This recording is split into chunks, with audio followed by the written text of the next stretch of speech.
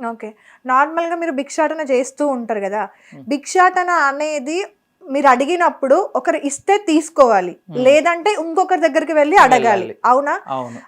అలా కాకుండా నార్మల్‌గా మీరన్నట్టుగానే రైల్వే స్టేషన్‌లో గాని, బస్ స్టేషన్స్‌లో గాని కొంతమంది డిమాండ్ చేస్తూ ఉంటారు. ఇవ్వకపోతే రోడ్డు మీద బట్టలు ఇప్పుతామంటారు, కొడతామంటారు. అంటే ఎదుటి మనిషి పరువు తీసేంత వరకు కూడా వెళ్తూ ఉంటారన్నమాట కొంతమంది. మరి అలాంటి బిహేవియర్ ఎందుకు? మర్యాదగా మీరు భిక్షాటన అడిగితే వాళ్ళు ఇస్తే ఒక పద్ధతి తీసుకోవాలి. లేదు అంటే లేదు. కానీ మరీ ఎట్లా అంటే అసలు బట్టలు ఇప్పుకోవడం అని, కొట్టడం అని, లేదంటే తిట్టడం అని, ఇష్టం వచ్చినట్టు శాపనార్థాలు పెట్టడం కానీ ఇవన్నీ ఎందుకు? మేడం ఇది తప్పుగా తెలుసు. అదే నేను ఇప్పుడు ఏం చెప్తున్నానంటే మమ్మల్ని మేము వాళ్ళకి డబ్బులు అడిగిన తర్వాత వాళ్ళు నీకు ఎందుకు ఇవ్వాలి డబ్బులు, నీకు ఏముంది వస్తావా అన్న తర్వాతే మేము ఎత్తి చూపించేది మేడం. ఓకే. వాళ్ళు అనిందేది జనాలకి కనబడేది, పబ్లిక్ ఆడ సీసీ కెమెరాలకు వాళ్ళు మాట్లాడింది ఏమి కనబడేది. మేము ఎత్తిందే వాళ్ళకి కనబడుతుంది. వాళ్ళు మాకు అనిన తర్వాతే మాదలోనూ మంచి మనసు ఉంటుంది, మాలోనూ ప్రీతి విశ్వాసం ఉంటుంది.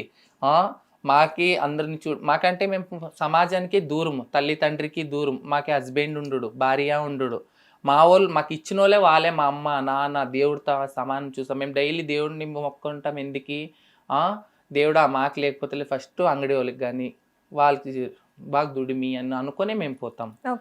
అలాంటి టైంలో అక్కడ మీరు మేడం మీరు అంటారు కదా ఇంతే ఇలా కొట్టాలా అని లేదు, వాడు ఆడ మాట్లాడిన దానికన్నా ఆడ గొడవ ఉంటుంది.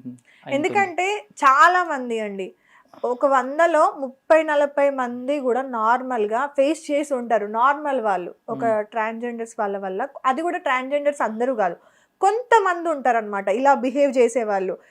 గృహ ప్రవేశాలప్పుడు వస్తూ ఉంటారు, ఎంత పడితే అంత డిమాండ్ చేస్తూ ఉంటారు. ఇప్పుడు ఒక ఇల్లు కట్టుకోవడానికి మీరైనా సరే ఇల్లు కట్టుకోవడానికి ఎంత ఖర్చు అవుతుంది, ఎంత అప్పు అవుతుంది వాళ్ళకి.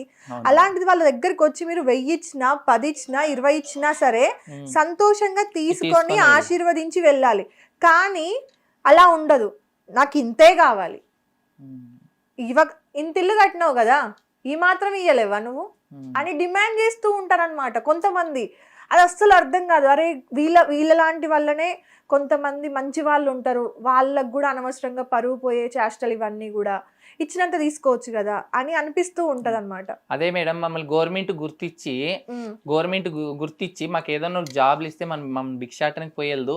మాకి పబ్లిక్కి ఒక ఇల్లు బాడికి ఒక ఇది ఇంత రూమ్ తీసుకోనాలంటే పబ్లిక్కి 3000 4000 ఇస్తే మాకు 7 8000 10,000 చెప్తారు మేడం.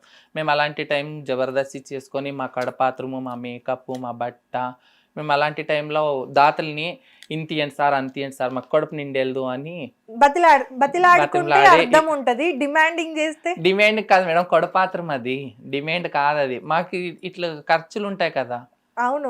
ఇప్పుడు పబ్లిక్ ఒక రిక్షా తొక్కేవాడికి గానీ పోయి రెంట్కి ఇలాంటి రూమ్ అడిగితే 3000కి ఇచ్చేస్తారు బాడికి. లేదు మీ ఇంట్లో మీకు డబ్బులు ఎక్కువ ఉంటాయి, మీలాంటి వాళ్ళు ఉంటే మాకు అక్క పక్క ఇంట్లో. ఇప్పుడు మీరు ఇది అంటున్నారు కదా 8-10,000 పొట్టకూటి కోసము మేము ఇలా అడుగుతాము అంటున్నారు కదా, పొట్టకూటి కోసమే భిక్షాటన చేస్తాను అంటున్నారు కదా.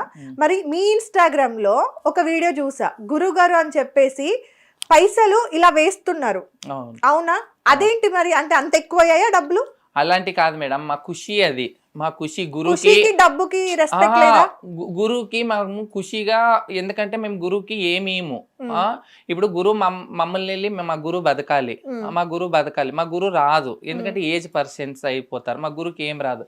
మేమంతా కలుసుకొని ఒక ప్రోగ్రామ్ చేస్తాం, మా చేతిలో ఉన్నింది ఒక 2000 తన జర ఒక 1000 ఇంక చేతిలోకి ఇచ్చేది కింద దాన్ని అట్లా మేము ఒక ఆచారంగా ఉగ్గుకొని అవన్నీ మళ్ళీ ఏరుకొని మా గురువుకి జోడించి ఇచ్చి పంపిస్తాం అనమాట. అదొక ఆచారం అనుకున్నా కూడా అంటే దాని వల్ల సమాజానికి మీరు ఇంకా కూడా నెగటివ్ అవుతున్నారు కదా. ఇప్పుడు అలా మీరు దోస్తీ కోసం ఏమంటారు, ఏదో ఫన్ కోసం మీరు అలా చేశారు అనుకుందాము, కానీ చూసే అవతల మనిషికి అరే వీళ్ళకి పొట్టకూటికి డబ్బులు లేవంటున్నారు, కానీ ఇలాంటి విలాసాలకి మాత్రం డబ్బులు ఎగరేయడానికి ఇంత చేయడానికి ఏడికెళ్ళి వస్తున్నాయి అని అంటే నేనే అడుగుతున్నా ఇప్పుడు ఆ క్వశ్చన్ మిమ్మల్ని. ఎందుకంటే మీ ఇన్స్టాగ్రామ్లోనే చూసాను కాబట్టి, మీరు పొట్టకూటి కోసమే డబ్బులు లేవు అందుకోసమని భిక్షాటన చేయాల్సి వస్తుంది, లేదంటే శరీరాన్ని అమ్ముకొనైనా సరే బతకాల్సి వస్తుంది, అవి రెండు తప్ప మాకు ఇంకా వేరే ఆధారం లేదు అంటున్నారు.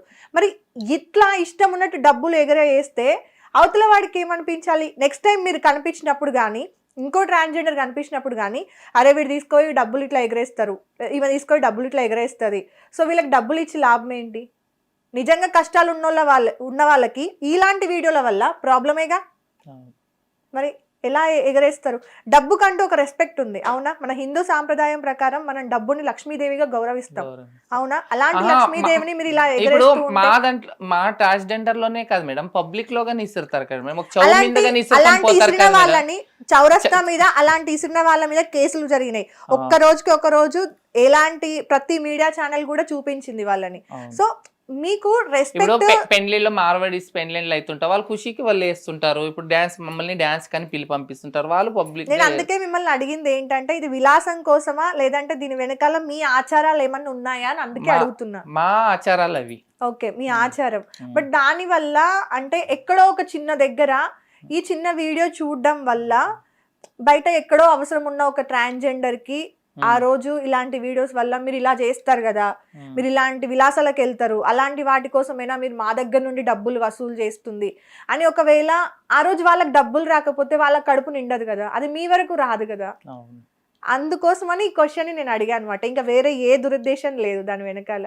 లేదు మేడం, మా గురుకు అనేది మనం ఏమి ఇచ్చేది కదా, ఏదో ఫంక్షన్ చేసినప్పుడు మా దాంట్లో ఆపరేషన్ అయిన తర్వాత మా గురువుని పిలిపి పంపించిన తర్వాత, ఇప్పుడు మా గురువు అంటే ఇక్కడ బయటకు కలెక్షన్ పోదు, మేము మనమంతే వెళ్తాం కనుక మా గురుకు ఆచారంగా అది మాది పద్ధతిగా మా అన్ని అట్లా ఉడాయిచ్చి చేతికి ఇవ్వకున్నట్లు ఇట్లా ఊరికే ఉడాయిచ్చి ఒక వీడియో మాదిరిగా ఖుషి మాదిరిగా మా గురువు అనుకుంటుంది నా కూతురు 2000 వేసింది, ఈ కూతురు 1000 వేసింది అని, నా శిష్యురాలు ఇది ఇంత 500 వేసింది అని వాళ్ళ మనసులో ఉంటారు కనుక అవన్నీ జోడి. నార్మల్ గా అయితే మనము చేతిలో పెట్టి పూలు పండ్లు సారా అట్లా పెట్టేసి మనం డబ్బులు ఇస్తూ ఫంక్షన్ డాన్స్ ఆడుతుంటాం కదా మేడం. బట్ ఇలా ఎగరేయడం అనేది చూస్తే అంటే చిన్న పిల్లలు కానీ లేదంటే నిజంగా అవసరంలో ఉన్న ట్రాన్స్జెండర్స్ కి కానీ ఒకవేళ ఇలాంటి వీడియోస్ల వల్ల పాపం వాళ్ళకి ఎక్కడో ఆ రోజు ఏదైనా జరగొచ్చేమో, ఏదన్నా సరే మన వల్ల మంచి జరగకపోయినా పర్లేదు, చెడు జరగకూడదు కదా, అందుకని ఆ క్వశ్చన్ అడగాల్సి వచ్చింది. అంతకు మించి మీ ఏమంటారు ఆచారాలను తప్పు పట్టాలని అయితే కాదు. సో ఓకే, ఇన్స్టాగ్రామ్ స్టార్ట్ చేయాలని ఎప్పుడు అనిపించింది? నాకు ఇన్స్టాగ్రామ్ స్టార్ట్ చేయాలన్నప్పుడు లాక్డౌన్ టైంలో మేడం ఫ్రీగా ఉన్నాము.